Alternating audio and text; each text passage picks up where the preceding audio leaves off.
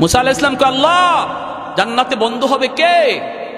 আল্লাহ কয় বাজারে যাও, গিয়া দেখো গোশত বেচে কসাই, এই কসাই হলো জান্নাতে তোমার বন্ধু। সুবহানাল্লাহ কইতেন না? জলিলুল কদর পয়গম্বর মুসা কালিমুল্লাহ 3000 বার যিনি জমিনে বৈশা আল্লাহর সাথে কথা বলছেন, সেই মুসা নবী কয় আল্লাহ জান্নাতে বন্ধুকে হবে, সাথীকে হবে? আল্লাহ বলে বাজারের কসাই। মুসা নবী রওনা দিয়া দিছেন ওই কসাইকে দেখার জন্য। সুরত নবীর সুরত চিনে না, মুসা নবীর সে কোনোদিন দেখে নাই। মুসা নবী আল্লাহর কাছ থেকে ঠিকানা লয়ে এলিছে, আল্লাহ কোন বাজারের কোন কসাই, অমুক বাজার অমুক কসাই। তিনি চলে আসছেন কসাইয়ের কাছে, সাধারণ মানুষের বেশ ধরে বলতেছেন ভাইয়া আজ আমি আপনার বাড়ি মেহমান হতে চাই, আমাকে নেবেন? কয় ঠিক আছে, অসুবিধা নেই, চলেন, এটা তো আমার খুশনসিব। কারো বাড়িতে যদি মেহমান যায় তাহলে মনে রাখবেন, মুসা নবী একদিন জিজ্ঞেস করেছিলেন আল্লাহ তুমি যদি কারো উপরে খুশি হও তখন তুমি তার উপরে যে খুশি এটার আলামত কি? আল্লাহ বলে তার বাড়িতে আমি মেহমান পাঠাই। আরো আস্তে কোন সুবহানাল্লাহ।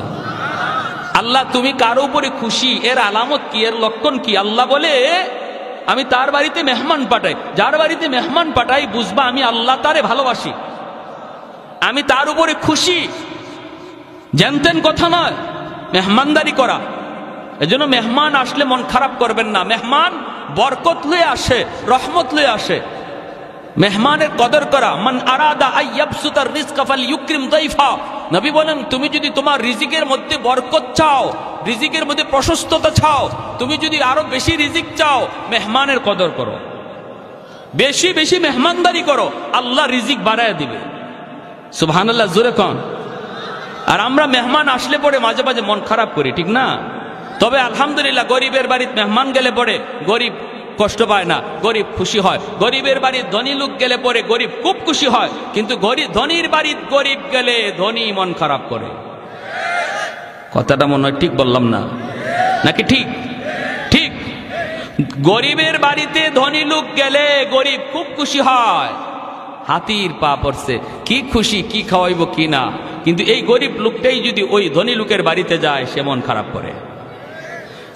মনে রাখবেন, ভালো করে ইয়াদ রাখবেন, আল্লাহ রাব্বুল আলামিন বলছেন মুসা আমার যে বান্দার উপরে আমি আল্লাহ খুশি এর আলামত হলো আমি তার বাড়িতে মেহমান পাঠাই। মুসা নবী বলেন আমি তোমার বাড়িতে মেহমান হতে চাই। কসাই বলে আসেন হুজুর, আসেন। মুসা আলাইহিস সালাম তার বাড়িতে গেলেন। জয়া মুসা নবী দেখতে পেলেন লোকটা এই যে গোশত, কিছু গোশত নিয়ে পাকাইলো, পাকাইয়া গোশতটা সে একটা প্লেটের মধ্যে লইয়া ঝুপড়ির ভিতরে পালঙের মধ্যে একটা বৃদ্ধা মহিলা শুয়ে রইছে, তারে উঠাইয়া কুলের মধ্যে বসাইয়া গোশতের ঝোলটা খাওয়াইতেছে। আল্লাহু আকবার। একটা মা তার সন্তানকে যেইভাবে কুলে বসায় বসায় শিশুকালে খাওয়ায়, এইভাবেই কসাই মানুষটা, এই বৃদ্ধা মহিলা তার মা, এই মাটারে কুলে বসাইয়া শিশু বাচ্চার মতো খাওয়াইতেছে। মুসা আলাইহিস সালাম দেখলেন মহিলাকে চিনেন না।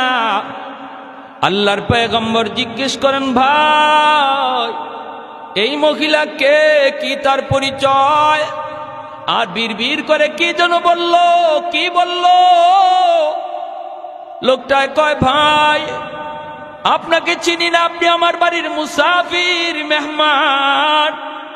ইনি আমার মা, অনেকদিন যাবত আমার মা বিছানায়, আমি বাজার থেকে আইসা এই গোশত আমি পাকাইয়া আমার বাচ্চাগুলিরে আগে খাওয়াই না, আমি ওই খানাটা সবার আগে আমার মারে আমি খাওয়াই।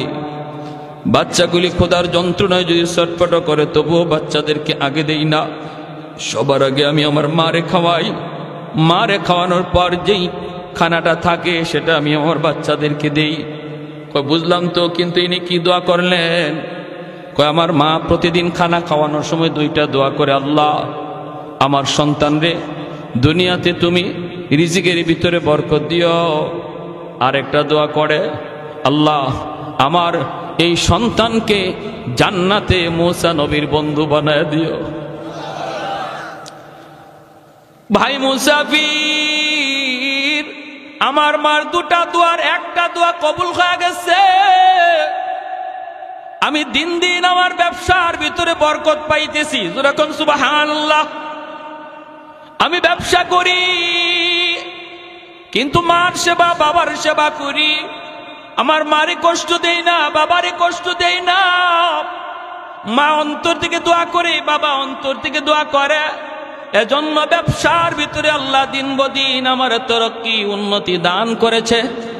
আরেকটা দোয়া মার কবুল হলো কিনা আমি জানি না। জান্নাতে মুসা নবীর সাথে আমার বন্ধুত্ব হবে কিনা আমি জানি না। এইবার মুসা নবী চোখের পানিটা সাইরা কয়, ভাই রে, এ ভাই, আমার পরিচয়টা তুমি জেনে নাও।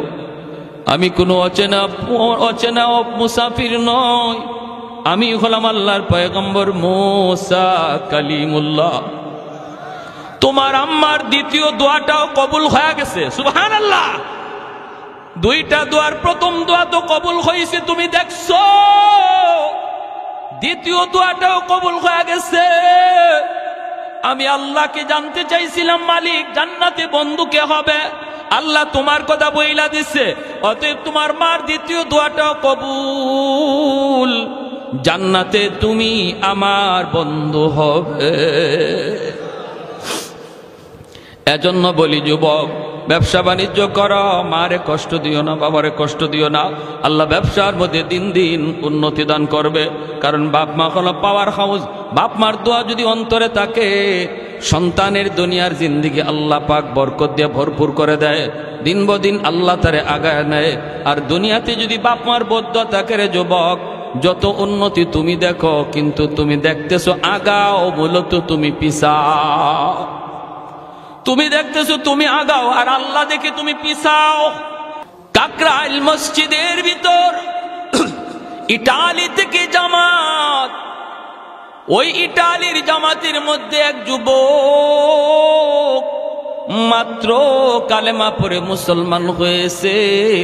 ওই খ্রিস্টান যুবক ছেলেটা একদিন কাকরাইল মসজিদে বয়ান করে আর চোখের পানি জোরে জোরে যুবক কান্দে। যুবক ডাক দিয়ে বলতেছে, ওরে দুনিয়ার মুসলমান, আমি আজ ইসলাম ধর্মের দাওয়াত পেয়েছি, বিদায় মুসলমান হয়েছি, কিন্তু আমার আব্বা ইসলাম ধর্মের দাওয়াত পায় নাই, আমার আম্মা ইসলাম ধর্মের দাওয়াত পায় নাই, বিধায় তারা মুসলমান হতে পারে নাই। আমিও কেমনে মুসলমান হয়েছি। আমি একদিন রাস্তা দিয়ে যাইতেছিলাম। আমি তো দুনিয়ার একটু সুখ শান্তির জন্য, একটু শান্তির জন্য, একটু আরামের জন্য, মনের মধ্যে একটু প্রশান্তির জন্য।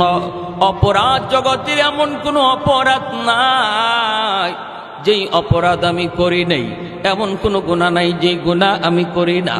বলুন তো, গুনাহ করলে পড়ে অন্তরে শান্তি বাড়ে না অশান্তি বাড়ে? গুনার বদ আসর হলো একটা গুনাহ করার পর আরেকটা গুনাহ করানোর জন্য শয়তান আপনাকে উদ্বুদ্ধ করবে আর বলবে, তুই এই গুনাহটা করছু, আরেকটা গুনাহ তুই কর, অন্তরের ভিতরে শান্তি পাবি। একটা গুনাহ করার পর আরেকটা গুনাহ শয়তান তারে করায় অন্তরে শান্তি মিলার জন্য। কিন্তু না না, দ্বিতীয় গুনাহটা করার পর তার অশান্তি আগের চেয়ে ডাবল হয়ে যায়, আরেকটা গুনাহ করার পর আবার ডাবল হয়ে যায়। যতবার শান্তি পাওয়ার আশায়, অন্তরে শান্তি পাওয়ার আশায় গুনার কাজ করে বেড়ায়, ততবারই অশান্তি তার ডাবলের ডাবল বেড়ে যায়। যুবক ডাক দিয়ে বলতেছে, মুসলমান, ও আমার মুসলমান ভাইরা রে, আমি মাত্র মুসলমান হয়েছি। আমি কেমনে মুসলমান হলাম? আমি তো একদিন রাস্তা দিয়ে যাইতেছি, হাতের মধ্যে ছিল আমার গানের বাজনা, গিটার ছিল আমার হাতে। আমি তো ইসলাম ধর্ম কি জিনিস বুঝতাম না, জানতাম না।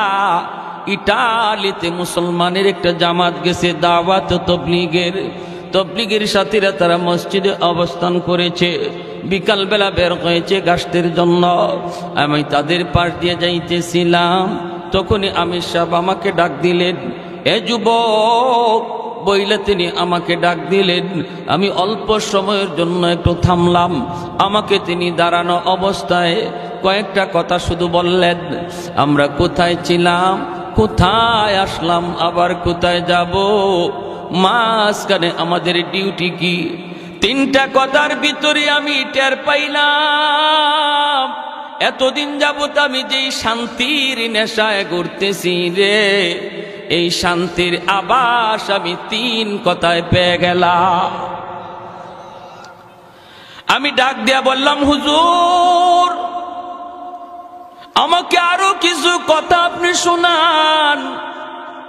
হুজুর আমাকে বললেন, বাবা যুবক, একটু মসজিদের ভিতরে তুমি আইবানি রে। আমি কথাটা শোনা মাত্রই মসজিদের ভিতরে যায় ঢুকলাম। বয়ান করতেছেন, বয়ান শুনতেছি। এক পর্যায়ে আমার জীবনের সমস্ত ভুলগুলি আমার চোখে ধরা পড়ল, অন্যায়গুলি ধরা পড়ল, অপরাধগুলি সব চোখের সামনে ভাসতে লাগলো। আমি যত গুনাহ করেছি ওই গুনাহগুলি আমার চোখের সামনে ভাসতে লাগলো। আমি আমাকেই তিরস্কার দিতে লাগলাম। এক পর্যায়ে চোখের পানি ভাসাইয়া আমি হুজুরের হাত ধরে বলি, হুজুর আমি যেই শান্তির আশায় ঘুরতেছি, শান্তি পাই না, সেই শান্তি এখন আমার কলিজায় আমি অনুভব করতেছি। আমাকে আপনি আর দেরি করবেন না, এই মুহূর্তে কালেমা পড়া মুসলমান বানায় দেন। বিবি সাহেব আমাকে ফোন দিল, স্বামী, ও স্বামী কোথায়? আমি বললাম, বিবি আমি তো মসজিদের ভিতরে। আল্লাহু আকবার জোরে খান। বিবি সেও তো খ্রিস্টান, মসজিদের ভিতরে। স্বামী এই কথা শোনার পর খ্রিস্টান মেয়েটা অবাক হয়ে গেল, ডাক দিয়ে বলতেছে, স্বামী গো তুমি মসজিদের ভিতরে কেন গিয়েছ? যুবক কান্দের বলে আমি কাঁদতেছি আর বলতেছি, বিবি গ, ও বিবি আমি সত্য ধর্মের সন্ধান পেয়ে গেছি, আমি সত্য নবীকে পায়া গেছি। আমি এতদিন অন্ধকারে ছিলাম, আমি যে শান্তির আশা দিক দিগন্তে মন যেভাবে চায় সেভাবে দৌড়ায়, শান্তি আমার হৃদয়ে আর পাই না। এই শান্তির সাক্ষাৎ আমি পেয়ে গেছি। আমি শান্তির ধর্ম গ্রহণ করে নিয়েছি। ঘর ধর্মের নাম হলো ইসলাম। এমন এক ধর্ম গ্রহণ করেছি গো বিবি, যেই ধর্মের কালেমার ওজন 7 আসমান 7 জমিনের চেয়েও অনেক ভারী। বিবি সাহেব ডাক দিয়ে বলতেছে, স্বামী গো, ও স্বামী তাহলে এখন আমি কি করব? স্বামী বলতেছে, বিবি গো আমিও তোমাকে কালেমার দাওয়াত দিয়ে দিলাম। আমি মুসলমান হয়েছি, হইয়াই আমি তোমাকে সর্বপ্রথম ইসলামের দাওয়াত দিলাম। বিবি বলতেছে, স্বামী গো আমি ইসলাম ধর্ম গ্রহণ করব, কোনো অসুবিধা নাই, বিন্দু পরিমাণ দেরি করব না। কিন্তু তুমি যে বলেছ ইসলাম ধর্ম, এই ধর্মের কালেমার ওজন 7 আসমান 7 জমিনের চেয়েও অনেক ভারী। এই কথাটা আমাকে একটু বুঝাইতে হবে, আমাকে তুমি এই কথাটা একটু বুঝাইতে হবে। বিবি ডাক দিয়ে কয়, আমি একটা দাড়ি পাল্লা হাজির করব, এই দাড়ি পাল্লার এক পাল্লার মধ্যে তুমি কালেমা কাগজে লিখে নিয়ে আসবা। এই কাগজে লিখা কালেমা এক পাল্লার মধ্যে রাখবো, আর এক পাল্লায় 7 আসমান 7 জমিন লাগবে না। আমাদেরকে আল্লাহ যে একটা সন্তান দিয়েছে, এই ছোট্ট মানিকটারে এক পাল্লায় রাখবো। যদি তোমার কালেমার পাল্লা ভারী হয়, আমি কথা দিলাম কালেমা পড়ে মুসলমান হয়ে যাব। আর একটু জোরে সুবহানাল্লাহ। যুবক আমির সাহেবের কাছে যাইয়া হাত জোর করে কয়, হুজুর আমি তো সর্বপ্রথম কালেমার দাওয়াত আমার স্ত্রীকে দিয়েছি, আমার স্ত্রী সে কালেমা গ্রহণ করবে গো, কিন্তু শর্ত যা আরোপ করেছে এই শর্তের ব্যাপারে আমি কিছু জানি না। হুজুর আপনারা বলেছেন, আমি আপনাদের জবানে শুনেছি, আমার নবীর হাদিস আপনি শুনাইছেন, হাদিসটাই আমি আমার স্ত্রীকে জানায় দিছি, কিন্তু আমার স্ত্রী তো শর্ত লাগায় দিল, সে কালেমা পড়ে মুসলমান হবে, কিন্তু দাড়ি পাল্লার মধ্যে ওজন দিবে। এক পাল্লায় নাকি কালেমার কাগজ আরেক পাল্লায় আমাদের সন্তান রাখবে। হুজুর এখন আমি কি করব বলেন, পরামর্শ দেন, পরামর্শ দেন। কাগজের মধ্যে আপনি কালেমা লিখে দেন। এই কাগজের টুকরা নিয়ে আমি বাড়ি যাব, দাড়ি পাল্লায় ওজন হবে। আমির সাহেব তখন চোখের পানি জড়ায় আল্লাহর কাছে হাত উঠে দিছেন। আমির সাহেব হাত উঠে কই, মালিক তোমার কালেমার ওজন কি পরিমাণ? এইটা তো আমরা বুঝি, ইমানদাররা বুঝি, কিন্তু অমুসলিম যারা তারা কেমন করে বুঝবে গো মালিক? হাসরের ময়দানে অমুসলিমরাও দেখবে কালেমার ওজন কি পরিমাণ। রুবামা ইয়াওয়াদুল্লাযীনা কাফারু লাউ কানু মুসলিমিন। আল্লাহ পাক রব্বুল আলামিন বলেন, হাসরের ময়দানে আবু জাহেল, উতবা, সাহেবা, ফেরাউন, হামান সবাই চোখের পানি জড়ায় জড়ায় কাঁদবে আর বলবে, হায় রে যদি দুনিয়াতে কালেমা পড়তাম, যদি আমি দুনিয়াতে কালেমা পড়তাম, আজ আমার গোলাম কালেমার কারণে মুসলমান হইয়া জান্নাতের দিকে যায়। আমি মালিক হইয়া জাহান্নামী হলাম। আবু জাহেল কানবে, বেলাল হাবশী রাদিয়াল্লাহু তাআলা আনহুর মালিক উমাইয়া চোখের পানি জড়ায় জড়ায় কানবে আর কইবে, হায় রে আমি কেন আবু জাহেলের কথা শুনলাম? আমার গোলাম বেলাল আজকে জান্নাতের মেহমান, আর আমি মালিক হইয়া জাহান্নামী। হায় রে কেন আমি ঈমান গ্রহণ করলাম না? এই কথাটা হাসরের ময়দানে বেঈমানরা বলবে। হাসরের মাঠে হলো ঈমানের মূল্য বোঝার জায়গা, হাসরের ময়দানে ঈমানের দাম জানার জায়গা। দুনিয়ার জগৎ হলো আলু পেঁয়াজ রসুনের দাম চিনার জায়গা। হাসরের ময়দান ঈমান চিনার জায়গা, ঈমানের মূল্য চিনার জায়গা। আমির সাহেব বলতেছে, মালিক দুনিয়াতে তো ঈমানের দাম বোঝা যায় না, কারণ দুনিয়াতে ঈমানের বাজার বলতে কোনো বাজার নাই। কিন্তু মালিক তুমি যদি চাও দুনিয়া তো তুমি তোমার কুদরত দেখাইতে পারো, ঈমানের দাম তুমি চাইলে দেখাইতে পারো। আল্লাহ আমি তোমার উপরে ইয়াকিন করে কাগজের মধ্যে কালেমা লিখে দিলাম, লেখাটা আমার কাম, বাকি সব তোমার কাম। আর একটু জোরে সুবহানাল্লাহ। চোখের পানি ঝরাইয়া, চোখের পানিটা ফালাইয়া সাদা কাগজের টুকরার মধ্যে আমি সব কালেমা লিখে দেন।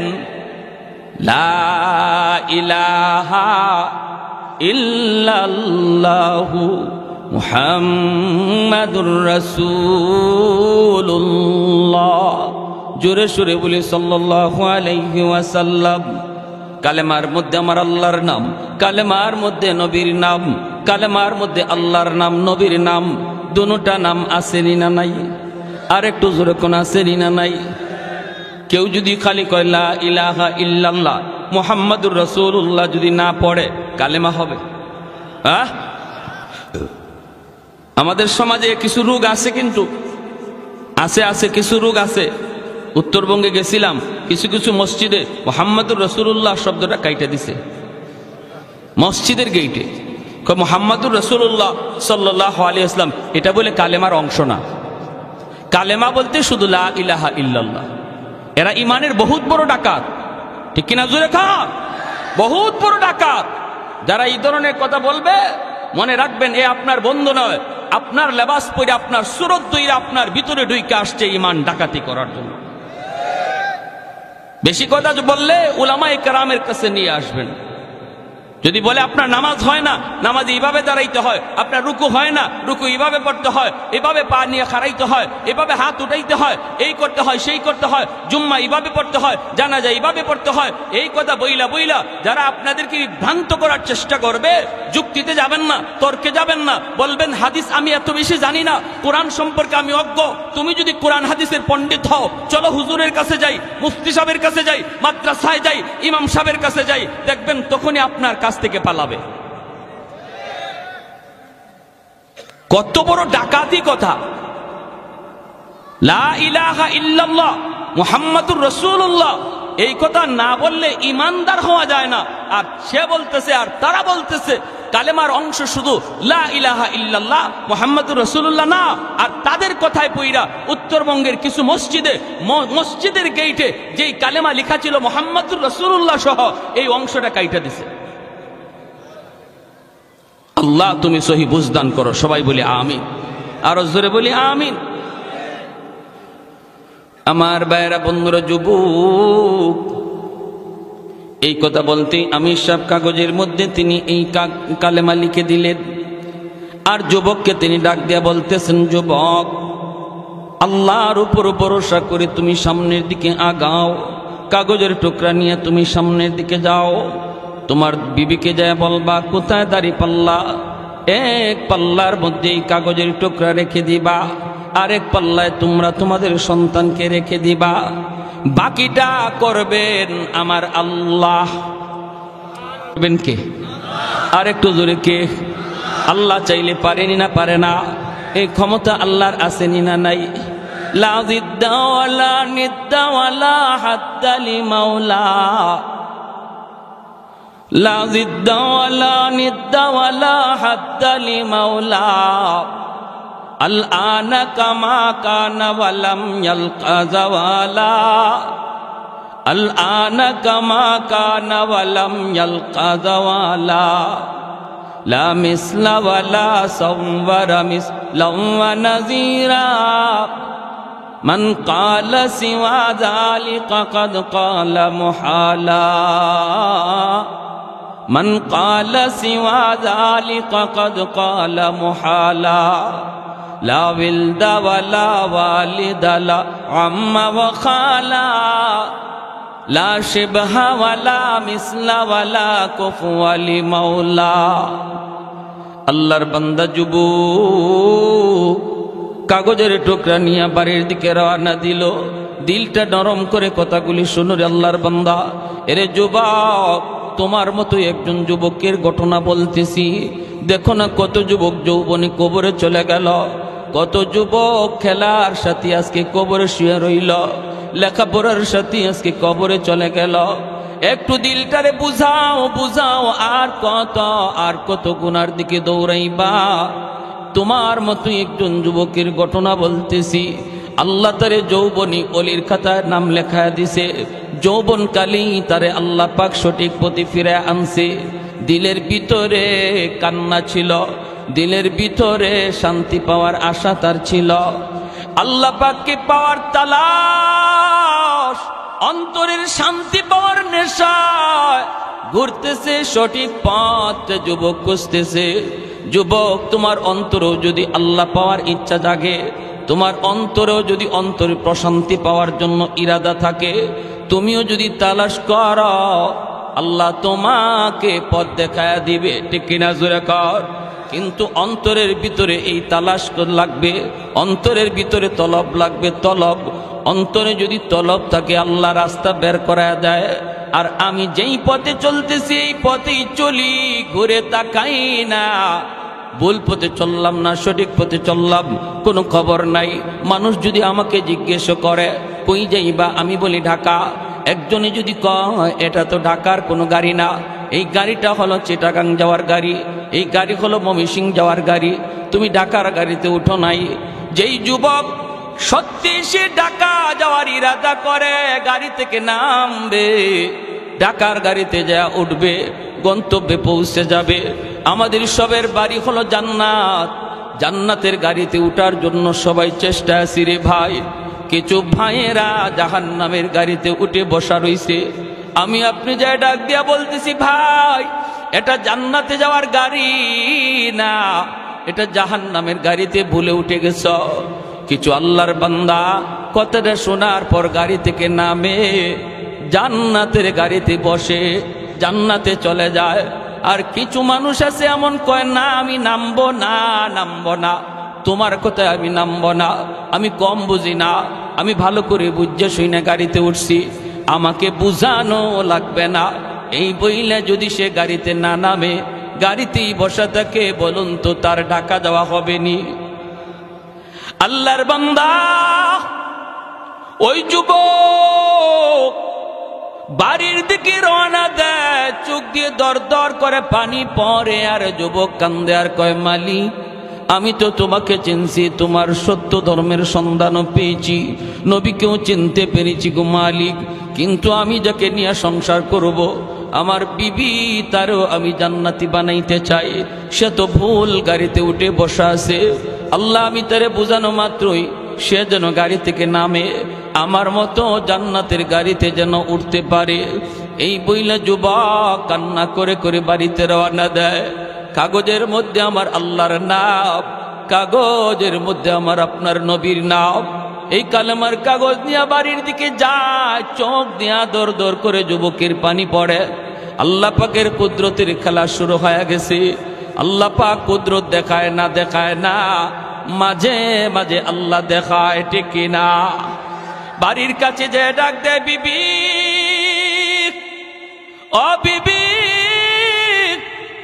কই তোমার দাড়ি পাল্লা? কোথায় আমাদের সন্তান?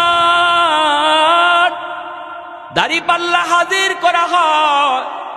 বিবি দাড়ি পাল্লা হাজির করে সন্তানটারে কোলে নিয়ে ঘর থেকে বের হয়।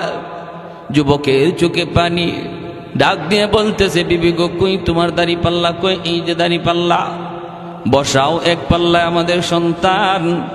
বিবি সাহেব ডাক দিয়ে কয়, স্বামী গো, কই তোমার কালেমার কাগজ? এত ছোট একটা কালেমার কাগজ পকেট থেকে বের কইরা। যুবক কই, এই কাগজের টুকরাটা আমি এক পাল্লায় রাখব। বিবি মুস্কি মুস্কি হাসি আর কই, স্বামী গো, তোমার মাথা বুঝি নষ্ট হয়ে গেল? একটা সাধারণ কাগজের টুকরা এক পাল্লায় থাকবে, আর এক পাল্লায় আমাদের সন্তান, কেমন করে তুমি পাল্লা টান দিতে বলো গো স্বামী? স্বামী তখন চোখের পানি জড়ায় কয়ে, বিবি গো, ও বিবি, মনে রাখো, আমি কোনো জ্ঞানতেন ধর্ম গ্রহণ করি নাই। আমি যেই মালিকের ধর্ম গ্রহণ করেছি, তিনি চাইলে সব সম্ভব হয়ে যায়। আমি কাগজের টুকরা এক পাল্লায় রাখলাম, আরেক পাল্লায় সন্তান বসাও। পাল্লা আমি টান দিব না, আমি টান দিব না। রশিদইরা পাল্লা তুমি নিজে টান দাও। বিবি সাহেব নিজে পাল্লা টান দেয়, পাল্লা টান দেয়। যেই মাত্র পাল্লাটা টান দিয়ে উপরে উঠেছে, আল্লাহু আকবার, আল্লাহু আকবার। কালেমার কাগজের পাল্লা মাটিতেই বসা, উপরে উঠে না। আর বাচ্চার পাল্লাটা হালকা হইয়া উপরে উঠে যায়। আর একটু জোরে কন্যা সুবহানাল্লাহ, আল্লাহু আকবার। আল্লাহ চাইলে পারেনি না পারে না? এই ক্ষমতা আল্লাহর আছে না নাই? কাদিরে কুদরত দারি বর কামাল, কাদিরে কুদরত দারি বর কামাল। আনতা রব্বি আনতা হাসবি দুল জালাল, আনতা রব্বি আনতা হাসবি দুল জালাল। এজন্য বলতেছি আমার ভাইরা, আল্লাহ পাক রব্বুল আলামিন এই আয়াতের ভিতরে দুইটা পুরস্কারের ওয়াদা করতে যায়। এক নম্বরই তিনি বলেছেন, নির্বেজাল ইমানের মালিক হও। বেজাল্লা ইমান নিয়া কখনো আমি আল্লাহর পুরস্কার পাবা না। এক নাম্বার শর্ত হলো ইমান রে নির্বেজাল বানাও। আল্লাহ যা পারে মানুষ তা পারে না, নবীও তা পারে না, ওলি আল্লাহ তা পারে না, আব্দুল কাদের জিলানিও তা পারে না, আমার খাজা বাবা দয়াল বাবাও আল্লাহর মতো তা পারে না। এমন বিশ্বাস নিয়ে তুমি নামাজ পড়ো, এমন বিশ্বাস নিয়ে তুমি রোজা রাখো, তাহলে তুমি আল্লাহর কাছ থেকে পুরস্কারের মালিক পাইবা। দুই নম্বর শর্ত হলো, আল্লাহ পাক বলেন, মান আমিলা সালিহাম মিন যাকারিন আও উনসা। দুই নম্বর শর্ত আল্লাহ পাক বলেন, এরে বান্দা, তুমি যদি খাঁটি মুমিন হও, দুই নম্বর হলো তোমার আমলটারে তুমি আমলে সালেহ বানাও, নেক আমলের অধিকারী হও। শুধুমাত্র আমল নয়, নেক আমলের অংশীদার, নেক আমলওয়ালা তুমি হওয়া লাগবে। আমল যদি নেক আমল বানাইতে হয়, প্রতিটা আমল তখনই নেক আমল হয় যখন নবীর তরিকায় করা হয়। নামাজটা আমার তখনই নেক আমল যখন নামাজ আমার নবীর তরিকা মতো আমি আদায় করব। জিকিরটা তখনই নেক আমল হবে যখন জিকিরটা নবীর তরিকা মতো করব। রোজা তখনই নেক আমল হবে যখন নবীর তরিকা মতো করব। ভাইয়েরা বন্ধুরা মনে রাখবা, ব্যবসাটাও তোমার আমার জীবনের নেক আমল। যদি ব্যবসাটাও নবীর তরিকায় করতে পারি, বলুন তো নবীর তরিকায় ব্যবসা করার সিস্টেম কি? নবীর তরিকায় ব্যবসা করার তরিকা হলো ব্যবসায় মিথ্যা কথা বলা যাবে। আর একটু জোরে। 1000 টাকা দিয়া কিনছে মাত্র 700 টাকা দিয়া, কাস্টমারের কাছে বিক্রি করব, তখন কয় 1000 টাকা দিয়া কিনছে 700 টাকা দিয়া, 600 টাকা দিয়া, 1000 টাকা বলার কারণে ব্যবসাটা হালাল হলো না হারাম? মিথ্যা বলার কারণে ব্যবসা হারাম। অথচ ব্যবসা করা বহুত বড় সুন্নত। আমার নবী নিজে ব্যবসা করেছেন, সমস্ত নবীগণ ব্যবসা করেছেন। ব্যবসার মধ্যে আল্লাহ পাক 60 ভাগ রিজিক আল্লাহ রেখে দিয়েছে। সুবহানাল্লাহ, 60 ভাগ রিজিক আল্লাহ ব্যবসার মধ্যে রাখছে। এজন্য ব্যবসা করা বহুত বড় সুন্নত। আত-তাজিরু সাদুকুল আমিন, নবী বলেন যারা সত্যবাদী ব্যবসায়ী হয়, সততার সাথে যারা ব্যবসা করে, তারা আমি নবীর সাথে জান্নাতে থাকবে। আল্লাহর বান্দা মিথ্যা কথা বলে না, মাপে কম দেয় না, বেজাল জিনিসকে ভালো জিনিস বইলা বিক্রি করে না। মালের ভিতরে যদি কোনো বেজাল থাকে, বেজালটা দেখায় বেছে, এই যে দেখেন আমার মালে এই ত্রুটি আছে, এই দোষ আছে, এজন্য আমার মালের দাম এত। এই কথাটা বইলা যখন আল্লাহর বান্দা ব্যবসাটা করলো, ফজর থেকে নিয়ে জোহর পর্যন্ত এই তরিকায় ব্যবসা করে, আসরের জোহরের আজান হলে পরে আবার মসজিদে চলে যায়। নবী বলেন উম্মতের দল, ফজর থেকে জোহর পর্যন্ত তুমি ব্যবসা করলা আমি নবীর সুন্নাত তরিকায়, আর অক্ত মতো তুমি নামাজ পড়ে নিলা, তোমার এই টাইমটা আল্লাহ পাক খালি রাখে না। একটা লোক মসজিদে বইসা এত সময় জিকির করলে যেই সব হইতো, তুমি ব্যবসা করার দ্বারা আল্লাহ এই পরিমাণ সওয়াব আমল নামায় দান করে। মাপে কম দেয় না, মিথ্যা কথা বলে না, খারাপ জিনিসে ভালো জিনিস কয়ে বেছে না, ভালোটারে ভালো কয়, খারাপটারে খারাপ কয়। আজান হলে মসজিদে যায়। এই লোক যতক্ষণ পর্যন্ত ব্যবসা করবে, ততক্ষণ পর্যন্ত নফল নামাজ পড়লে যেই সওয়াব হইতো আল্লাহ তার আমল নামায় দান করে। তাহলে ব্যবসায়ীদের জন্য আল্লাহর ওলি হওয়া বড় সহজ, ঠিক কিনা জোরে বলেন? আল্লাহর ওলি হওয়া বড় সহজ। আল্লাহর যেই বান্দা ব্যবসা করা অবস্থায় সে কখনো মিথ্যা বলবে না, নামাজের টাইমে নামাজ পড়বে, কাস্টমার আইসে আজান হয়ে গেছে, এরপরও সে কাস্টমারকে বলতেছে ভাই রে এখন আমি মাল বেচবো না, এখন আমি মাপবো না, আজান হয়ে গেছে মসজিদের দিকে যাব, শাটারটা বন্ধ করে মসজিদের দিকে রওনা দিয়েছে।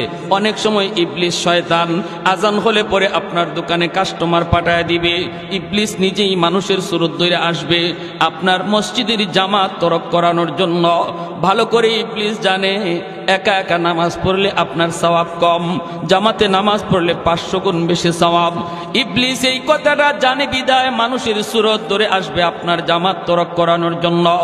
আপনি যদি এই কথার উপরে অটল থাকেন, যত কাস্টমার আসুক আজান হলে আমি ব্যবসা করব না, আপনি চলে যাবেন নামাজি, পুরা টাইম হলো নফল বন্দেগীর সওয়াব। নামাজ পড়ে আসলে পরে আল্লাহ পাক এতটুকু সময়ের ভিতরে যতটুকু ব্যবসা আপনি করতে পারতেন রে আল্লাহর গোলাম, নামাজ পড়ে আসার পরে আল্লাহ এতটুকু বরকত আল্লাহ দিয়া দিবে। ভাইরা আমার, এজন্য বলুন ব্যবসা আমরা সত্য কথা বইলা করবো না মিথ্যা? সত্য কথা বলবো না মিথ্যা?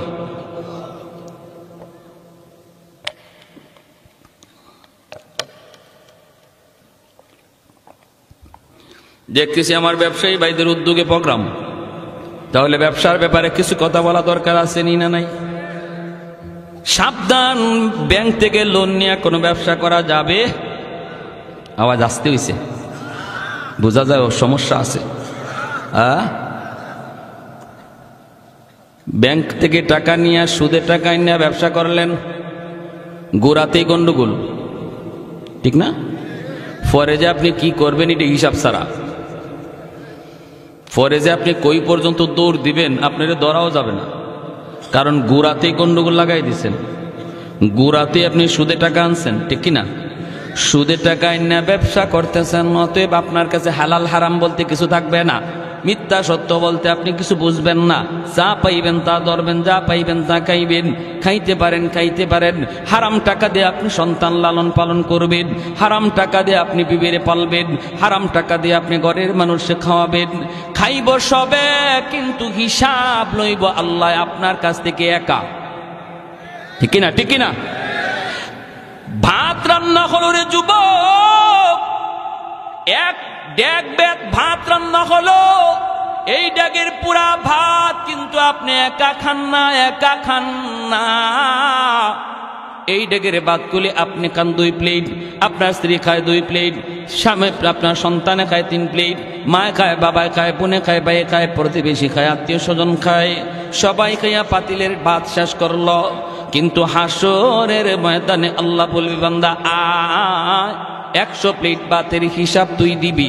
তুমি যখন বলবা মালিক আমি তো 100 প্লেট ভাত আমি খাই নাই, আমি তো মাত্র 2 প্লেট ভাত খাইছি, বাকিরা তো ওরা খাইছে।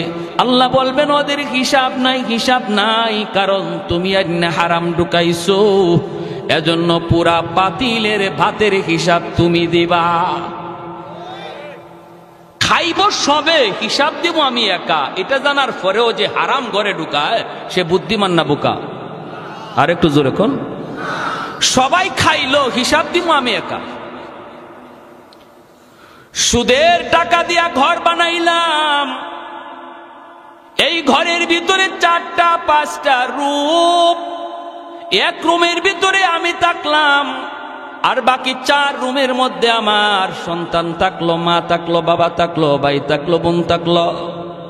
আল্লাহ পাক রব্বুল আলামিন এই 5টা রুমের হিসাব আপনার কাছ থেকে একা নিব। যারা ছিল এরা ফাও ছিল, এদের কোনো হিসাব নাই, হিসাব দিবে তুমি একা।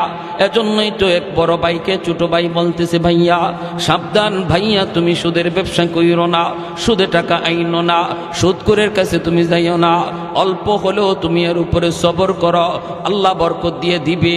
বড় ভাই কই চুপ থাক, তুই মাদ্রাসায় গেছো মাত্র, এখনই পণ্ডিতি কইরো না, এখনো কিন্তু বড় হুজুর হও নাই, চুপ কর, তুই বেশি কথা বলবি না। ছোট ভাই বলতেছে, ভাইয়া ও ভাইয়া তোমার হিসাব কিন্তু কেউ দিবে না, হিসাব শুধু তুমি একাই দেওয়া লাগবে।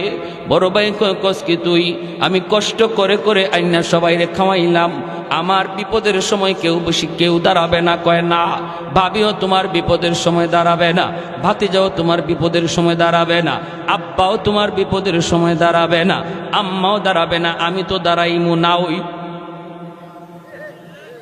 বড় ভাই কস কি তুই, মাসের মাস তোরে বেতন দিই আমি? হয় যত বেতনই দেও, বিপদে যখন পড়বা আমি নাই। বড় ভাই কস কি, আমার বউ? বলে বউ না, দূর হর, আমি এত কষ্ট করে ফালতেছি, আমার বিপদে দাঁড়াইব না। কত দুনিয়াতে পরীক্ষা করবা? বড় ভাই কয় পরীক্ষা কেমনে করবি?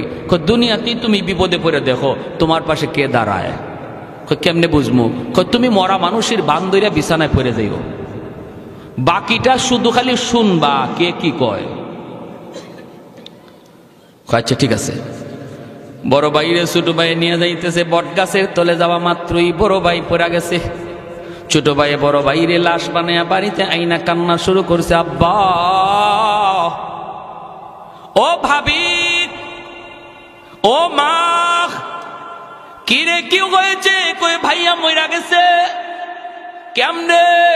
কয় জানি না, বট গাছের তলে যাওয়া মাত্রই দেখা যায় ভাইয়া মাটিতে পড়ে গেছে। ও আব্বা গো কয়ে ছোট ভাই কাঁদতেছে, বড় ভাই মরে গেছে। ভাবি আইসা স্বামীর লাশের পাশে আইসা ভাবি কাঁদতেছে, এইভাবে তার বাতি যাওয়ায় কাঁদতেছে। সবাই তো কান্দে, বাবাও কান্দে, মাও কান্দে। ওই অবস্থায় সে বলতেছে, আব্বা একটু সময় আমাকে দিবানি? কেন? কয় আমি একটু হুজুরের কাছে যাব, মুফতি সাহেবের কাছে, জিন হুজুরের কাছে যাব, যাইয়া হুজুরের কাছে একটু পানি ভরা নিয়ে আসব। আমার মনে হয় ভাইয়ার দম আটকে আছে, এটা মনে হয় কোনো জিন্নাতের কারসাজি, কারণ বট গাছের তলে ঘটনাটা ঘটছে। আমি একটু পানি ভরা নিয়ে আসি, একটা ফু নিয়ে আসি। বাবাই কইতা, বাবা তাড়াতাড়ি যা। ছোট ভাই দৌড় দিছে মাদ্রাসায়। কি আর মাদ্রাসায়, হ্যাঁ তো নিজেই বড় হুজুর। ঘটনা তো হেই ঘটাইছে। কিছু দূর যাইয়াই ফেরত আইছে, আব্বা ফু পায়া গেছি। মুফতি সাহেব হুজুরে এমন এক ফু আমাকে শিখাই দিছে, এমন এক তাবিজ শিখাই দিছে, এমন এক সূরা শিখাই দিছে, আমি খালি বাইয়ারে ফু দিমু আর সাথে সাথে বাইয়া জিতা হয়ে যাব। ফু দেওয়া মাত্রই বাইয়া জিন্দা হয়ে যাবে, জিন্দা, কোনো টেনশন নাই। মুফতি সাহেব কয়ে দিছে। বাবা কইতে তাড়াতাড়ি ফু দে। ছোট ভাই কয় আব্বা ফু দিমু, তবে ফু দেওয়ার আগে একটা শর্ত কয়া দিছে হুজুরে। কয় কি শর্ত? কয় হুজুর বলছে এই ফুটা ভাইয়ারে দেওয়া মাত্রই ভাইয়া জিন্দা হয়ে দাঁড়ায় যাবে, কিন্তু ভাইয়ার গায়ে ফু দেওয়ার আগে একজন জীবিত মানুষের গায়ে ফু দেওয়া লাগবে। আর জীবিত মানুষটা ফু খাইয়া জীবিত থাকতে পারে, মারাও যাইতে পারে। এরপরে যদি ভাইয়ারে ফু দেই ভাইয়া 100% জিন্দা হবে, বিন্দু পরিমাণ সন্দেহ নাই। ও আব্বা, আমার ভাইয়া এত কষ্ট করে সংসার চালাইল, রক্ত পানি কইরা হালাল হারাম না বুঝা কত কিছু কইরা তোমাদেরকে খাওয়াইতেছে, পালতেছে ভাইয়ারে জিন্দা করার জন্য। বাবা গ, তোমার শরীরে ফুটা আমি দিমুনি, তোমার গায়ে আমি ফুটা দিমুনি। তুমি ফু খাইয়া বাঁচতেও পারো, জীবিত থাকতে পারো, তবে জীবিত থাকাটার সম্ভাবনাই বেশি, মারা যাওয়ার সম্ভাবনা খুব কম। ভাইয়ারে বাঁচাইতে আব্বা তোমার গায়ে ফুটা আমি দিমুনি। এমনি বাপে কয় রাখ, হের বউরে ডাক দে। বুঝছেন অবস্থা? কি কয়? কয় রাখ। ছোট ভাই আব্বা তুমি যে মরে যাইবা এটা কিন্তু 100% না, সম্ভাবনা আছে, তবে ভাইয়া যে জিতা হইব এটা 100%। আব্বা ভাইয়ার লাগে কি তুমি এই রিক্সটা লইবা না? কয় রাখ রাখ, এর বউরে ডাক দে। আমি রিক্সে যেতে রাজি না। বাপে কি কয়? আমি রিক্সে যেতে রাজি না, বউরে ডাক দে। হে কানে কানে ভাই মরা না জিতা? জোরে কোন না, মরা না জিতা? বাপে যে কইছে আমি রিক্স লইতে রাজি না, এই কথা ভাইয়া শুনছেনি? হ্যাঁ, কানে কানে গিয়া কয় ভাইয়া শূন্য, খালি শুন ভাই তুমি। আর হেও আস্তে আস্তে কয় তুই দেখিস ফাঁকে দেনি কেউ আবার গরম পানি ডালে। কয় না না, এই চিন্তা কইরো না তুমি, আমি আছি, হয়তো খেয়াল রাখে, আমি সব শুনতেছি। বাবি ডাক দিছে, ও বাবি ভাইয়া ভালো হইব। মুফতি সাহেব হুজুর একটা ফু শিখায় দিছে, যদি ফুটা দেই ভাইয়া সরাসরি ভালো হয়ে যাবে, জিতা হয়ে যাবে, আর মরা থাকবে না। কিন্তু বাবি গ, একটা শর্ত আছে গো বাবি, এই ফুটা কিন্তু একজন জীবিত মানুষের গায়ে দেওয়া লাগে। জীবিত মানুষ ফুটা খাইয়া মরতেও পারে, জীবিতও থাকতে পারে, তবে মরবার সম্ভাবনা কম, জীবিত থাকার সম্ভাবনাই বেশি। আব্বারে বলছিলাম ভাইয়ারে জীবিত করার জন্য ফুটা গায়ে দিমুনি, বাবা রাজি হয় নাই, তোমাকে ডাক দিতে বলছে। ও বাবি কত আদর করলো আমার ভাইয়ে গো, ঈদে ঈদে তোমারে শাড়ি কিনা দিল, যখন যা চাইছো তোমারে তা কিনা দেয়, কত স্বর্ণ কত অলংকার কত কিছু করলো, যা আবদার রাখছো সব ভাইয়া তোমারে কিনা দিছে গো বাবি। এই ভাইয়ার জন্য তুমি কি একটু রিক্স লইবানি? তোমার গায়ে আমি একটা ফু দিমুনি, তুমি যে মরবা এটা শিওর না, জীবিত থাকাটার সম্ভাবনাই বেশি। যেই মাত্র ভাবিনে কইছে ভাবি তোমার গায়ে ফু দিমুনি, এমনি ভাবি কয় রাখ, যেখানে আসো সেখানেই থাক, যে মরছে হে ওই মরুক। বুঝছেন অবস্থা? আর মরা বেটায় মনে মনে কয় খারা আমি জিতা হইয়া লই, আমি জিতা হইয়া লই, মরা বেটা ওই মরুক, বুঝাই মো। খানে খানে গিয়া কয় ভাইয়া শুনছনি? কয় শুনছি সব। বাতিজা মেট্রিক পরীক্ষার সময় মোটর সাইকেল চাইছো, ভাই মোটর সাইকেল কিনা দিছে, আইএ পাস করলে তোমাকে প্রাইভেট কার কিনা দিবে, শর্ত লাগাইছে, কত কিছু তোমারে দিছে। মোবাইল চাইছো মোবাইল, টাচ মোবাইল চাইছো টাচ মোবাইল, মোটর সাইকেল চাইছো মোটর সাইকেল, কত কিছু তোমার আব্বাই তোমারে দিছে রে বাতিজা। এই বাবার জন্য তুমি একটু রিক্স লইবানি, তোমার মায় তো রিক্স লয় না, তোমার দাদা লয় না, তুমি একটু রিক্স লইবানি। এত কষ্ট করে এত কষ্ট করে হালাল হারাম কোনো কিছু না বিচার কইরা তোমাদেরকে পালতেছে, দিতেছে, খাওয়াইতেছে। বাতি যায় তখন কয় চাচা যেখানে আসো সেখানেই তুমি থাকো, আজ থেকে তুমি আমার আব্বা। নাও তখন সাসারে আব্বা ডাকে। এই মরা বেটা হঠাৎ করে জিন্দা হইয়া দিছে দৌড়, এক দৌড়ে মাদ্রাসা গিয়ে বড় হুজুর রেখে, হুজুর মাপ চাই হুজুর, তওবা করান, জীবনে আর সুদের টাকা ঘরে ঢুকাইতাম। আমার আমার বুঝ হয়ে গেছে কার জন্য আমি কি করতেছি। এজন্য আল্লাহ পাক রব্বুল আলামিন কয়, বান্দা তুমি যদি ঈমানের সাথে নেক আমল করো রে, এক নাম্বার পুরস্কার হলো হায়াতান তাইয়্যিবা। পুরস্কারগুলি একটু মনোযোগ দিয়ে শুনুন। এক নম্বর পুরস্কার হলো আল্লাহ পাক বলেন, দুনিয়ার হায়াতের জীবনে আমি আল্লাহ তোমাকে পবিত্র জীবন দান করব, উত্তম রিজিকের ব্যবস্থা করে দিব, তোমার রিজিকের ভিতরে আমি বরকত দিয়ে দিব। সুদের কাছে যাইবা না, মিথ্যা কথা বইলা ব্যবসা করবা না, কম রুজি হবে, ইনকাম তোমার কম হবে, লাভ তোমার কম হবে, কিন্তু আমি আল্লাহ তোমাকে বরকতের জীবন দান করব। কেমন বরকত? একটা ঘটনা শুনেন। হযরত জাবের রাদিয়াল্লাহু তাআলা আনহু, আল্লাহর নবীর একজন প্রসিদ্ধ সাহাবী হযরত জাবের রাদিয়াল্লাহু তাআলা আনহু, খন্দকের যুদ্ধ, মদিনার চতুর্দিকে খাল খনন হইতেছে, আমার নবী নিজেও খাল খননের মধ্যে মগ্ন। 1500 সাহাবায়ে কেরাম নবীর সাথে মদিনার খাল খনন করেন। ওই অবস্থায় হযরত জাবের নবীজির পাশে আইসা দেখেন নবীজির পেট পিটে লাইগা গেছে, পাথর বেঁধে রাখছেন নবীজি। সোজা হইয়া আমার আপনার নবী দাঁড়াইতে পারেন না, আল্লাহর নবী সোজা হইয়া দাঁড়াইতে পারেন না। পেটের খোদায় জাবের জিজ্ঞেস করেন, নবী গো, ওগো নবী, সোজা হইয়া দাঁড়ান না কেন? নবী বলেন, জাবের আজ 3 দিন হয়ে যায় নবীর পেটে কিছু নাই, আমি ক্ষুধার্ত, পেটে পাথর বেঁধে রেখেছি রে জাবের, এজন্য আমি সোজা হইয়া দাঁড়াই না, সোজা হইয়া দাঁড়াইলে পাথরটা খুলে পড়ে যায়। জাবের এক দৌড়ে বাড়ি চলে গেলেন, যাইয়া বিবিকে বলতেছেন, বিবি ও বিবি, ঘরে কিছু আসেনি?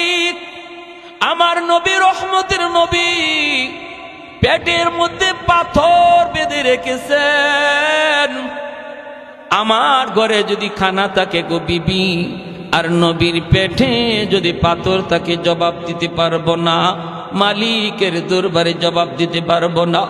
যেই নবী রহমতের নবী, যেই নবীর উসিলায় আল্লাহ পাক তোমারে আমারে খাওয়াইতেছে, এই নবী যদি না খায়া থাকে আর তুমি আমি খাই, জবাব দিতে পারবো না। বিবি গো, বলো না ঘরে কিছু আসেনি? বিবি তখনই ডাক দেয়া কয়, স্বামী গো, অল্প কিছু রুটি আর অল্প কিছু গোশত আছে, 4-5 জন মানুষ খাইতে পারবে। তুমি আল্লাহর নবীকে যা দাওয়াত দাও, দুপুর বেলা নবী যেন আমাদের বাড়িতে দাওয়াত রাখেন। জাবের দৌড় দিয়া নবীজির কাছে চলে গেলেন, যায়া নবীকে ডাক দিয়ে বলতেছে, ইয়া রাসূলুল্লাহ, আজ দুপুর বেলা জাবেরের বাড়িতে আপনার দাওয়াত। দিনের নবী, মায়ার নবী, একা একা দাওয়াত খাইতে যাইতে পারেন না। আমার নবী দরদি নবী, উম্মতের দরদি নবী। হঠাৎ করে নবী উঁচা একটা পাথরের উপরে উইটা নবী এলান দেওয়া শুরু করলেন, সাহাবীরা রে, যে যেখানে কাজের ভিতরে মগ্ন, আর তোমরা সামনে কাজ বাড়ায়ও না, একটা এলান আমার শোনো, তোমাদের ভাই জাবের আজ দুপুর বেলা তোমাদেরকে দাওয়াত করেছি। অথচ জাবের দাওয়াত দিছেন নবীকে একা, আর সাহাবী সংখ্যা হলো 1500, খানা আছে মাত্র 4 জন 5 জনের খানা, নবী দাওয়াত দিয়া দিছেন 1500।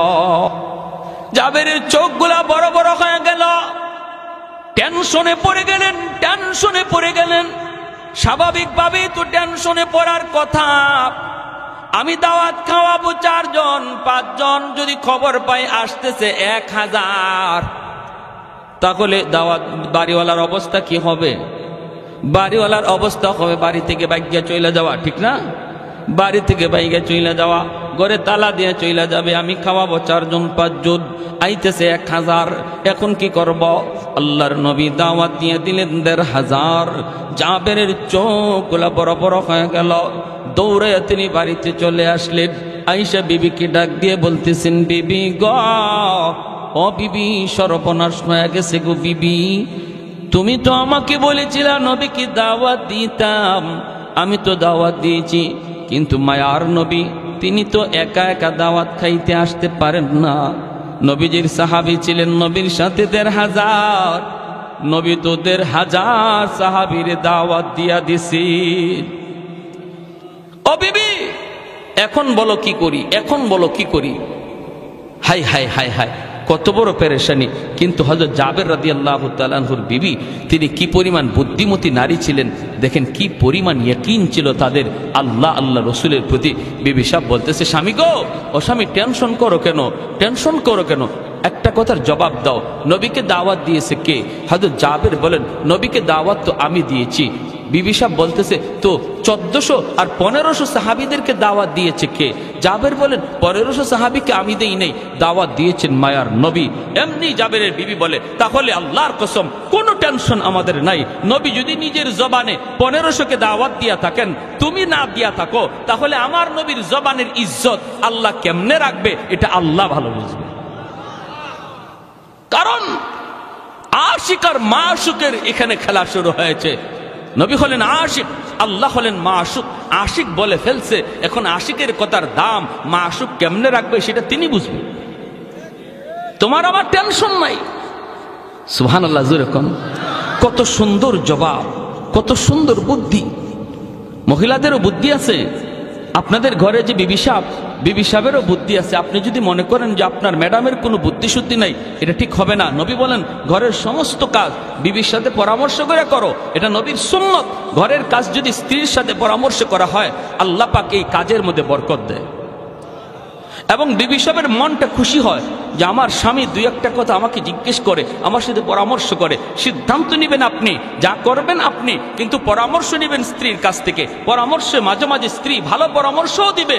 যদি ভালো পরামর্শ দেয়, এই পরামর্শ মোতাবেক কাজ করবেন। যদি বুঝেন না তার পরামর্শ মতো কাজ করতে পারবেন না, আপনি ভিন্নভাবে কাজ করবেন, করেন, তাও অসুবিধা নাই। কিন্তু পরামর্শ, তার একটা মত নেওয়ার কারণে আল্লাহ আপনার এই কাজের মধ্যে বরকত দিয়ে দিবে। যদিও এই কাজে সফলতা কম ছিল, আল্লাহ স্ত্রীর পরামর্শ নেওয়ার খাতিরে এই কাজে আল্লাহ পাক আপনার এই কাজের মধ্যে সফলতা দিয়া দিবে। এটা স্ত্রীর সাথে পরামর্শ করার গুণ। প্যারে হাজিরিন, আর বলি কেমনে বলি, আমাদের দেশে মহিলাদের বুদ্ধি নাই। বুদ্ধি না থাকলে দেশ চালায় কে? পুরুষ না মহিলা? আপনাদের এলাকা তো নাকি? আমরা যখন সৌদি গেলাম, তো আমি আল্লাহ পাকের অশেষ দয়া 10, 11, 12 3বার গেলাম। তো একজন আমারে জিজ্ঞেস করে, সৌদির এক শায়েখ, সে আমাকে আরবিতে বলতেছে, এই বাড়ি কোথায়? তো ওদের তো ভাষাই এরকম, এটা তো আপনারা বুঝবেন না। আরবিতে ভাষাটাই, আরবিতে আপনিও নাই তুমিও নাই, সব আন্তা, সব এক ক্যাটাগরি। বাড়ি কোথায়? আমি বললাম বাড়ি বাংলাদেশ। বাংলাদেশ? আমারে কয় কি শুনবেন? কয় তোমাদের বাংলাদেশে পুরুষ মানুষ আসেনি? আমি মনে মনে কই, মা এই বেজুতি বাবা থেকে। আমি বললাম, আমারে কি তোমার বেটি মনে হয়? আমারে মহিলা মনে হয়? আমি যে পুরুষ দেখো না? কয় না, এই জন্য বলি না, এই যে বলতেছি এই জন্য যে তোমাদের পুরুষ কই, মহিলা একজন নামে আরেকজন উঠে, পুরুষ মানুষ কোথায়? প্রশ্ন এটা থাকেনি না? থাকে না? আমরা বলি না, আমরা মন্দ বলবো না, আমরা খারাপও বলবো না, তবে এটুকু বলি যে মহিলাদের বুদ্ধি আছে। দেশও চালাইতেছে আমাদের মহিলায়। আপনার ঘরের ম্যাডাম, তার একটু মূল্যায়ন করবেন, তার একটু দাম দিবেন, তার একটু আদর করবেন, তার একটু কদর করবেন। এটা আমার নবীর বহুত বড় সুন্দর। ও আরিফুহুন্না বিল মারুফ, নবী বলেন স্ত্রীদের সাথে ভালো আচরণ করো, স্ত্রীদেরকে মায়ার সুরে ডাক দিও, স্ত্রীদেরকে মায়া করো। মাঝে মাঝে ঘরের কাজ, সব কাজে পরামর্শ নিও। তার পরামর্শ ভালো লাগলে পরামর্শ মতো কাজ করো, সে তার অন্তরটা শান্তি পাবে। দোয়া করবে, আল্লাহ আমার আব্বা আম্মা আমার একটা ভালো জায়গায় বিয়ে দিছে, আমার স্বামী আমাকে মায়া করে, ঘরের কাজ করবে, আমার সাথে পরামর্শ করে। আর যদি আপনি ঘরের কাজ সব একা একা করেন, স্ত্রীকে কিছুই না বলেন, সে কষ্ট পায়। হায় রে, আমারে কোথায় আব্বা আম্মা বিয়ে দিল, আমার ডিউটি শুধু পাকঘর করে, বড় করে উঠতেই দেয় না, আমার ঘরের সদস্যই মনে করে না, আমার ঘরের সদস্যই মনে করে না। আপনি স্বামীর কোনো আচরণে স্ত্রী যদি কষ্ট পায় আর এক ফোঁটা চোখের পানি তার মাটিতে পড়ে, এটা আল্লাহর আদালতের ফাইলে জমা হয় এবং এই মামলা বড় জটিল মামলা। হাসরের মাঠে বহু স্বামী স্ত্রীর মামলায় আল্লাহর আদালতে ধরা খেয়ে যাবে। স্ত্রীর চোখের পানির ফুটার মামলা। স্ত্রী যদি বলে, আল্লাহ আমি দুর্বল ছিলাম, ঘরে আমার পক্ষে কেউ ছিল না, আল্লাহ আমার উপরে জুলুম হতো, আমার উপরে নির্যাতন হতো, মানসিক টর্চার, শারীরিক টর্চার আমার উপরে হতো, এই মামলা যেই স্বামীর উপরে থাকবে সে আল্লাহর আদালতে মাপ পাবে না। এজন্য আল্লাহর দোহাই, হযরত জাবের রাদিয়াল্লাহু তাআলা আনহু, ওনার স্ত্রী কেমন বুদ্ধিমতী নারী, তিনি বলেন টেনশন নাই, যাও আল্লাহর নবীকে নিয়ে আসো। যেরকম সুবহানাল্লাহ। হযরত জাবের আল্লাহর নবীর কাছে চলে আসলেন, এসে ডাক দিয়া বলেন, ইয়া রাসূলুল্লাহ, ওগো নবীজি আপনার সাহাবীরা কোথায় গো নবী, চলুন। আল্লাহর নবী সাহাবীদেরকে নিয়ে চলতে শুরু করলেন। জাবের নবীজির পাশে আসেন না, একটু দূরে দূরে থাকতেছেন। টেনশন টেনশন হবেই তো টেনশন, কারণ টেনশন করার বিষয়। যদিও তার স্ত্রী তাকে সান্ত্বনা দিয়েছেন, কিন্তু সামনের সময়টা কেমন হয় রে, কেমন হয়। দাওয়াত খাওয়াইতে বসাইলে পর খানা থাকবে কি না, নবী খানা পাবে কি পাবে না, আমি নবীকে আগে খাওয়াবো নাকি পরে খাওয়াবো, আমি যদিও আগে খাওয়াইতে চাই আমার নবী আগে খাবে কি খাবে না, যদি সাহাবীরা আগে খায় নবী তো খানা পাবে না। জাবেরের বহুত বড় টেনশন মাথার মধ্যে কাজ করতেছি। ওই অবস্থায় নবী তাকে দেখেন, জাবের টেনশনে তার চেহারাটা একদম বিমর্ষ হয়ে গেছে। নবী ডাক দিয়া বলেন, জাবের আমি নবীর কাছে আসো। নবী ডাক দিয়া কাছে আনলেন, আই নেই নবী কানে কানে ডাক দিয়া বলেন, জাবের রে টেনশন করো না, আমার আল্লাহ জানায় দিছে আজ তোমাদের অল্প খানার ভিতরে আল্লাহ বহু রকমের বরকত দিয়া দিবে। এ যাবে, আমি নবী নিজের থেকে কিছু বলি না রে, আমি তো আমার আল্লাহর কাছ থেকে ইশারা পায়া বলছি। যদিও তোমাদের খানা কম, কিন্তু এই কম খানার ভিতরে আল্লাহ পাক অনেক অনেক বেশি বরকত দিয়া দিবে, টেনশন করো না। জাবেরের মনটা খুশি হয়ে গেল। আল্লাহ নবীকে নিয়ে জাবের নাতনিদের বাড়িতে হাজির হয়ে গেলেন। মায়ার নবী তখন ডাক দিয়া বলেন, জাবের কই তোমার রুটির পাতিল, গোশতের পাতিল, আমি নবীর কাছে আনো। জাবের যখন গোশতের পাতিল, রুটির পাতিল নবীর কাছে আনলেন, নবীজি তখন গোশতের পাতিলের ডাকনা সরাইয়া, রুটির পাতিলের ডাকনা সরাইয়া মুখের একটু পবিত্র লব লাগাইয়া দিলেন, আর ডাকনাটা নবী নিজের হাতেই লাগাইয়া দিলেন। এরপরে নবী ডাক দিয়া বলেন, যাবে অজাবের শুধু রুটি নিবা আর নিবা, গোশত শুধু নিবা আর নিবা, কখনো ডাকনা উঠায়া তুমি দেখবা না কি পরিমাণ রুটি আর গোশত এখনো বাকি আছে, একবারও তুমি ডাকনা উঠাইবা না, উঠাইবা না রে যাবে, শুধু তুমি নিবা দেখবা না। এই বইলা যাবে যেই মাত্র নবীকে বললেন, নবী গো আমার আব্বা আম্মা আপনার উপরে কুরবান, আপনি একটু বসেন গো নবী, আপনি প্রথম চান্সে বসে যান, কারণ আমি আপনাকে দাওয়াত খাওয়ানোর জন্য আয়োজন করেছি। ওগো নবীজি আপনি আগে বসুন। কিন্তু মায়ার নবী বলে, যাবে আমাকে নিয়ে তুমি টেনশন করো না, আজ আমি তোমার বাড়ির মেহমান নই, তোমার বাড়ির মেহমান হলো আমার ১৫০০ সাহাবী, আমি হলাম আজকে মেজবান, আমি হলাম তোমার মতো বাড়িওয়ালা, আমি খানা খাওয়াবো আর আমার সাহাবীরা খানা খাবে, সবাই খাওয়ার পর যা থাকবে তুমি আর আমি খাবো। এতে করে যাবে রে টেনশন কমলো না আরো বাড়লো, কমলো না বাড়লো আর বাড়লো। হাই রে নবী কি বলে, মাত্র 4 জনের খানা, খানা খাইবে ১৫০০ সাহাবীরা খানা খাওয়ার পরে যা থাকবে, এরপরে নবী নাকি খানা খাবে। হায় খানা থাকবে কি থাকবে না টেনশন। এই অবস্থায় নবীজি বলেন, যাবে আমার 500 সাহাবীরে তুমি বসায় দাও। 500 সাহাবীরে বসায় দেওয়া হলো।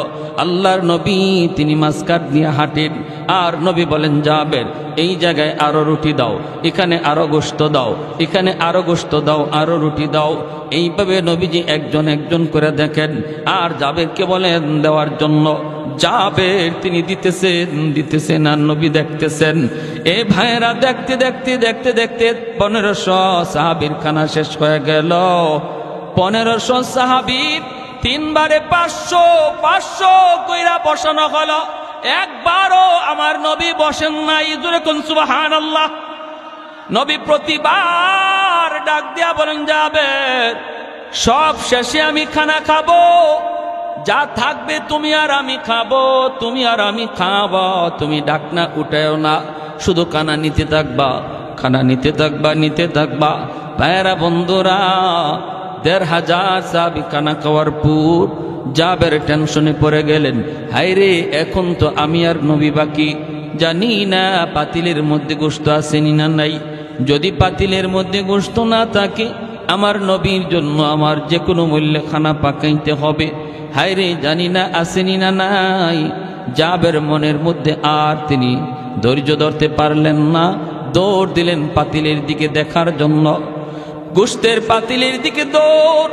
নবীজি টের পাইলেন জাবের দৌড়াইতেছে, পাতিলে গোশত আসেনি না নাই দেখার জন্য। নবী ডাক দিয়া কই, জাবের খবরদার ঢাকনা উঠাইও না। কিন্তু জাবের আর বাধা মানলেন না, তিনি যাইয়া ঢাকনাটা উঠায় ফেললেন। ঢাকনা উঠা জাবের দেখেন, শুরুতে যেই পরিমাণ গোশত ছিল ওই পরিমাণ গোশত এখনো আছে, এক জাররা পরিমাণ কমে না। গোশত কমে নাই, রুটিও কমে নাই। আল্লাহ নবী ডাক দিয়ে বলতেছে, জাবের তুমি কি ভুল করছো রে? তুমি যদি ঢাকনা না উঠাইতা, তোমাদের অল্প খানার ভিতরে আল্লাহ এমন বরকত আল্লাহ দিছিল, মদিনার সমস্ত মানুষে যদি আজ তোমার বাড়িতে দাওয়াত করে খাওয়ানো হইতো, তবুও তোমার খানার বরকত কমতো না। কিসের আর 1500 আর 2000, হাজার হাজার মানুষও যদি আজ খাইতো, বরকত কমতো না। এজন্য বলি, বরকত এটা সংজ্ঞা দেয়া বুঝাইবার বিষয় না, এটা ধৈর্য দেখাইবার বিষয় না, এটা বুঝতে হয়। আমার ঘরের ভিতরে বরকত আসবে। এক লোক 50,000 টাকা মাসে কামাই করে, এরপরে ঘরে বরকত নাই, মাস শেষে দেখা যায় ঋণ থাকে। আরেকজন ইমাম সাহেব, মসজিদের মুয়াজ্জিন সাহেব, মাদ্রাসার উস্তাদ, 5,000 টাকা বেতন, এরপরও আলহামদুলিল্লাহ মাস শেষে কোনো ঋণ নাই। আসেনি না নাই? জোরে কোন আসেনি না নাই?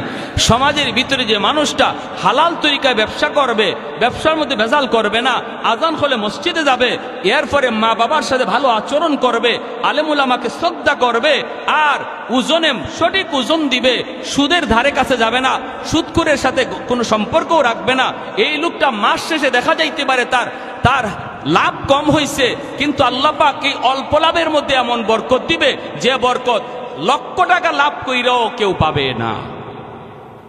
বুঝে আসছে ভাই? আহা, সমাজে এমন বহু চিত্র আছে, আমরা দেখি লাখ টাকার উপরে মাসে বেতন পায়, ফ্যাক্টরি মালিক করে, চাকরি করে, কিন্তু মাস শেষে দেখা যায় মুদির দোকানে 10,000 ঋণ পড়ে রয়েছে, মাছের দোকানে 5,000 ঋণ, এমনকি সেলুনওয়ালাও তার কাছে টাকা পায়। আসেনি না নাই? মা চুলটা কাটতে চুলের টাকাটা দেয় না সেলুনওয়ালারে, মাস শেষে বেতন পায় 1 লাখ। চারদিকে মানুষে খালি কয় টাকা পায়। আরেকজন মানুষ সামান্য একটা ব্যবসা করে, একটা মুদির দোকান, সামান্য একটা টং, সামান্য একটা পানের দোকানদারি করে, কিন্তু আল্লাহর বান্দা আল্লাহরে ভয় করে ব্যবসা করে, আল্লাহরে ডরায় ব্যবসা করে, আল্লাহর ভয় অন্তরে রেখে ব্যবসা করে। দেখা যায় তার কাছে কেউ কোনো টাকাও পায় না, ঋণের জন্য তার বাড়িতে লোকও আসেনি না নাই? ভাইয়েরা আমার, এজন্য ব্যবসায়ী ভাইরা, এত সুন্দর উদ্যোগ আপনারা নিচ্ছেন, আল্লাহর দোহাই, ব্যবসা বহুত বড় নবীর সুন্নত, বহুত বড় সুন্নত। 60 ভাগ রিজিক নবী বলেন আল্লাহ ব্যবসার মধ্যে রাখছে, আর 40 ভাগ রিজিক আল্লাহ বাঁচিয়ে দিছে চাকুরিজীবীর এবং ফসলাদি ক্ষেত খামারের মধ্যে, আর চাকরি বাকরির মধ্যে 40 ভাগ, আর 60 ভাগ রিজিকি আল্লাহ পাক ব্যবসার মধ্যে দিয়ে দিছে। কোন ব্যবসায়ী? যে ব্যবসায়ী সততার সাথে ব্যবসা করবে, সত্য কথা বলবে, মাপে কম দিবে না, আজান হলে আজানের গুরুত্ব বুঝবে, মা বাবাকে ভালো আচরণ করবে, বাপ মার সাথে ভালো আচরণ করবে। হযরত মূসা আলাইহিস সালামের জমানার একটা ছোট্ট ঘটনা বলে শেষ দিচ্ছি। অসুবিধা হইতেছে আপনাদের কি ভাই? পিছনে ভাইরা অসুবিধা হইতেছে? মূসা আলাইহিস সালাম কয়, আল্লাহ জান্নাতে বন্ধু হবে কে? আল্লাহ কয়, বাজারে যাও, গিয়া দেখো গোশত বেচে কসাই। এই কসাই হলো জান্নাতে তোমার বন্ধু। সুবহানাল্লাহ কইতেন না? জলিলুল কদর পয়গম্বর মূসা কালিমুল্লাহ 3000 বার যিনি জমিনে বৈশা আল্লাহর সাথে কথা বলছেন, সেই মূসা নবী কয়, আল্লাহ জান্নাতে বন্ধু কে হবে, সাথী কে হবে? আল্লাহ বলে, বাজারের কসাই। মূসা নবী রওনা দিয়া দিছেন ওই কসাইকে দেখার জন্য। সূরত নবীর সূরত চিনে না, মূসা নবীর সে কোনোদিন দেখে নাই। মূসা নবী আল্লাহর কাছ থেকে ঠিকানা লয়ে এলিছে, আল্লাহ কোন বাজারের কোন কসাই, অমুক বাজার অমুক কসাই। তিনি চলে আসছেন কসাইয়ের কাছে, সাধারণ মানুষের বেশ ধরে বলতেছেন, ভাইয়া আজ আমি আপনার বাড়ি মেহমান হতে চাই, আমাকে নেবেন? কয়, ঠিক আছে, অসুবিধা নেই, চলেন, এটা তো আমার খুশনসিব।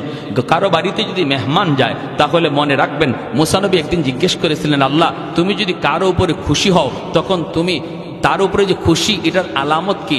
আল্লাহ বলে, তার বাড়িতে আমি মেহমান পাঠাই। আরো আস্তে কোন সুবহানাল্লাহ। আল্লাহ তুমি কারো উপরে খুশি, এর আলামত কি, এর লক্ষণ কি? আল্লাহ বলে, আমি তার বাড়িতে মেহমান পাঠাই। যার বাড়িতে মেহমান পাঠাই বুঝবা আমি আল্লাহ তারে ভালোবাসি, আমি তার উপরে খুশি। জানতেন কথা নয়, মেহমানদারি করা। এজন্য মেহমান আসলে মন খারাপ করবেন না। মেহমান বরকত লয়ে আসে, রহমত লয়ে আসে। মেহমানের কদর করা। মান আরাদা আইয়াবসুতার রিজকা ফালইউকরিম দাইফা। নবী বলেন, তুমি যদি তোমার রিজিকের মধ্যে বরকত চাও, রিজিকের মধ্যে প্রশস্ততা চাও, তুমি যদি আরো বেশি রিজিক চাও, মেহমানের কদর করো, বেশি বেশি মেহমানদারি করো, আল্লাহ রিজিক বাড়ায় দিবে। সুবহানাল্লাহ, জোরে কোন। আর আমরা মেহমান আসলে পরে মাঝে মাঝে মন খারাপ করি, ঠিক না? তবে আলহামদুলিল্লাহ গরিবের বাড়িতে মেহমান গেলে পরে গরিব কষ্ট পায় না, গরিব খুশি হয়। গরিবের বাড়ি ধনী লোক গেলে পরে গরিব খুব খুশি হয়, কিন্তু ধনীর বাড়ি গরিব গেলে ধনী মন খারাপ করে। কথাটা মনে হয় ঠিক বললাম না নাকি? ঠিক ঠিক। গরিবের বাড়িতে ধনী লোক গেলে গরিব খুব খুশি হয়, হাতির পা পড়ছে, কি খুশি, কি খাওয়াইব কি না। কিন্তু এই গরিব লোকটাই যদি ওই ধনী লোকের বাড়িতে যায়, সে মন খারাপ করে।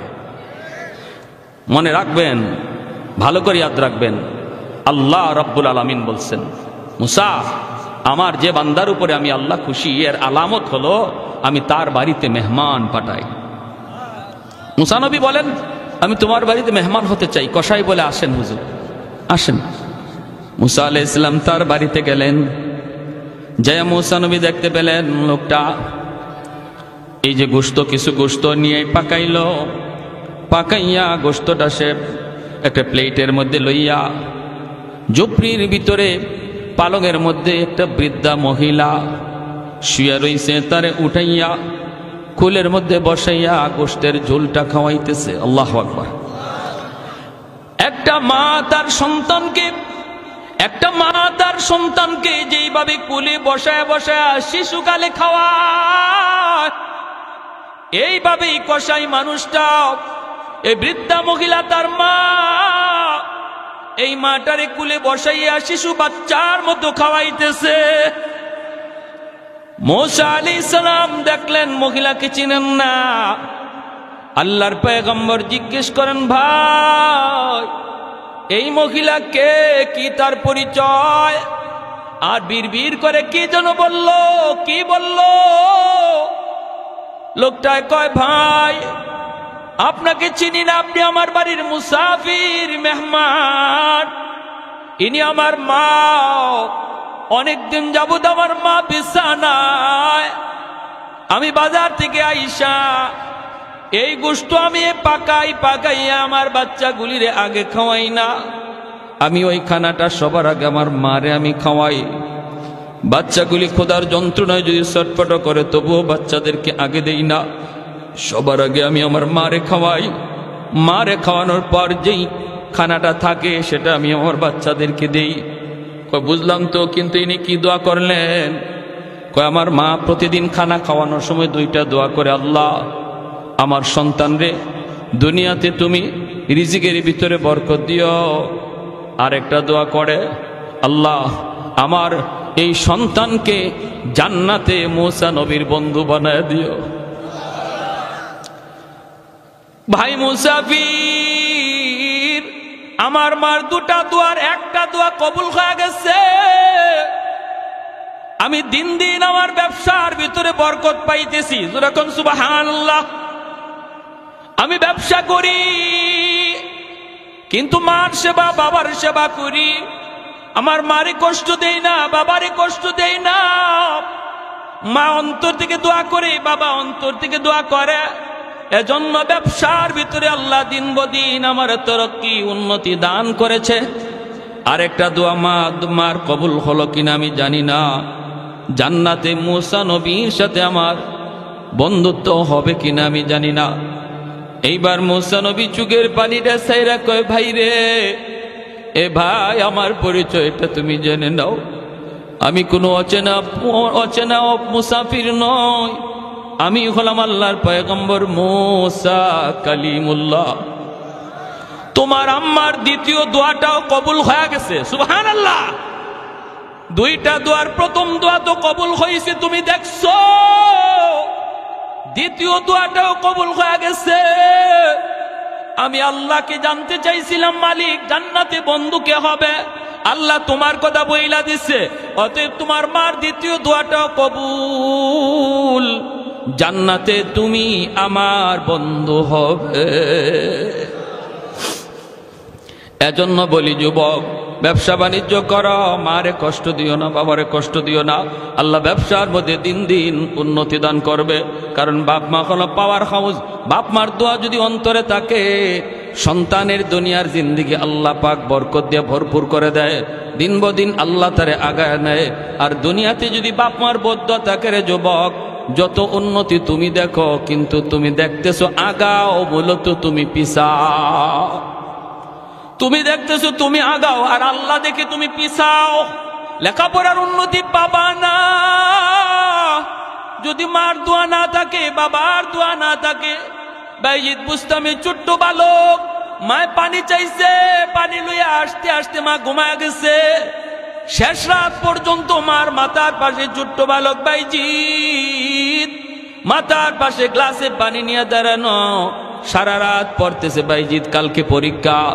কিন্তু পড়ালেখা বাদ দিয়া মার মাথার পাশে গ্লাসে পানি নিয়ে বাইজিদ দাঁড়ানো। শেষ সাথে মার ঘুম ভাঙলো, দেখে ছোট্ট বাবু বাইজিদ মাথার পাশে দাঁড়ায় শীতে কাঁপতেছে। মা উঠে কই, বাবা তুমি এখানে শীতে দাঁড়ায় কি করো? আম্মা পানি লইয়া আইতে আইতে তুমি ঘুমায় গেছ। মা কই, বাবা ডাক দিলি না? বাইজিদ কান্দে, মা গো ডাক দিলে তোমার ঘুম ভাঙবে, তোমার কষ্ট হবে, এজন্য আমি ডাক দেই নাই। আমি মাথার পাশে গ্লাসে পানি নিয়ে দাঁড়ায় রইছি।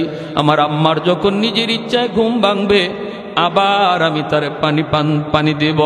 সাথে সাথে মা টান দিয়ে বুকে জড়ায় হাত দুইটা বাড়ায় দিছে। আল্লাহ, আমার এত ছোট বাচ্চা এতটা মায়ের খেয়াল রাখলো, আমি মায়ের এতটা খেয়াল রাখলো। আল্লাহ তোমার দরবারে হাত দুইটা বাড়াইছি, আমার বাইজিদরে দেওয়ার মতো আমি মার হাতে কিছুই নাই, আছে শুধু দুইটা হাত। তোমার দরবারে দুইটা হাত বাড়াইলাম। জগতের ওলি বানাইলে আমি মা খুশি না, সমস্ত ওলিদের সর্দার বানায় দিও। সাথে সাথে আল্লাহ কবুল করে নিছে। খালি ওলি না, জগতের সর্দার বানাই দিছে, ওলিদের সর্দার। এজন্য যুবক, পড়ালেখায় যদি উন্নতি চাও, মার কথা মাইনা চলল, বাবার কথা মাইনা চলল। বাপ মা কোনোদিন তোমার ক্ষতি চায় না, খারাপ চায় না। যখন যা কয় রে যুবক, তোমার ভালোর জন্য কয়। আজ বুঝবা না, বুঝবা একদিন, যেদিন তুমি নিজে বাবা হইবা, নিজে যেদিন সন্তান পাইবা, ওই দিন নিজে বুঝবা বাপ মা তোমার জন্য কতটা ভালো চাইছিল। এজন্য বলি, আমার ব্যবসায়ী ভাইরা, ব্যবসা করেন আমার নবীর সুন্নত তরিকায়। আর ব্যবসা করা অবস্থায় নামাজের যেন কোনো ত্রুটি না হয়। যদি নামাজের জামাতটা তরক হইয়াও যায়, অনুরোধ করে বলবো, আল্লাহর বান্দা টাইম মতো আবার অজু কইরা তুমি তোমার দোকানের মধ্যেই নামাজটা আদায় করে নাও। যদি তুমি এইভাবে আদায় করো আর এইভাবে মানো, পুরা ব্যবসার টাইমটাও আল্লাহ নেক আমলের ভিতরে গণ্য করে তোমার দুনিয়ার পুরস্কার হলো পবিত্র জীবন, শান্তির জীবন, বরকতের জীবন আল্লাহ তোমাকে দান করবে। আর পরকালের জীবনের পুরস্কার হলো আল্লাহ তোমাকে জান্নাতের মেহমান বানাবে। পুরস্কার হলো দুইটা, একটা হলো দুনিয়াত নগদ, আর একটা হলো পরকালে বাকি। দুনিয়ার নগদ পুরস্কার হলো আল্লাহ বলে তোমারে বরকতের জীবন আমি দিব, ঘরের শান্তি দিয়ে দিব, বাপ ভাইয়ে বাপ বেটায় শান্তি, বাপ বেটায় দ্বন্দ্ব থাকবে না, মহব্বত, ভাইয়ে ভাইয়ে মহব্বত থাকবে, স্বামী স্ত্রীর ভিতরে মহব্বত থাকবে, প্রতিবেশীর সাথে তোমার ভালো সম্পর্ক থাকবে, পাশের দোকানদারের সাথে তোমার ভালো সম্পর্ক আল্লাহ করায় দিবে যদি তুমি ইমানের সাথে নেক আমল করে চলো। আর যদি এটা হলো দুনিয়ার নগদ পুরস্কার, আর পরকালের জীবনে আল্লাহ বলে যা আমল করছো এর চেয়ে ডাবল পুরস্কার আমি দান করবো। যেরকম সুবহানাল্লাহ। তাহলে ইমানের সাথে নেক আমল করার ইচ্ছা কার কার আছে? হাত উঠে আল্লাহকে দেখান। নামাজ সাইরা না নামাজ পইরা? 5 ওয়াক্ত নামাজ আজ থেকে আমরা রেগুলার পড়ব, জামাতে যাইয়া। নিয়ত সবার পাক্কা ইরাদা আছে তো ইনশাআল্লাহ? আল্লাহ তুমি দেখতেছো মালিক, আমাদের প্রতিটা হাতকে তুমি কবুল করো। আল্লাহ জানি না কার কোন দিন মালাকুল মৌতের সাথে দেখা হয়। আল্লাহ আমরা আজ সবাই পাক্কা ইরাদা করলাম, যা ভুল করেছি মালিক আর করব না। সামনের জীবনটা তোমার মর্জি মতো চলার তৌফিক দান করো। আর একটু জোরে বলেন আমিন। ওয়া আখির দাওয়ানা আনিল হামদুলিল্লাহি রাব্বিল আলামিন। দুরূদ শরীফ পড়ি। আল্লাহুম্মা সাল্লি আলা মুহাম্মদ ওয়া আলা আলি মুহাম্মদ কামা সাল্লাই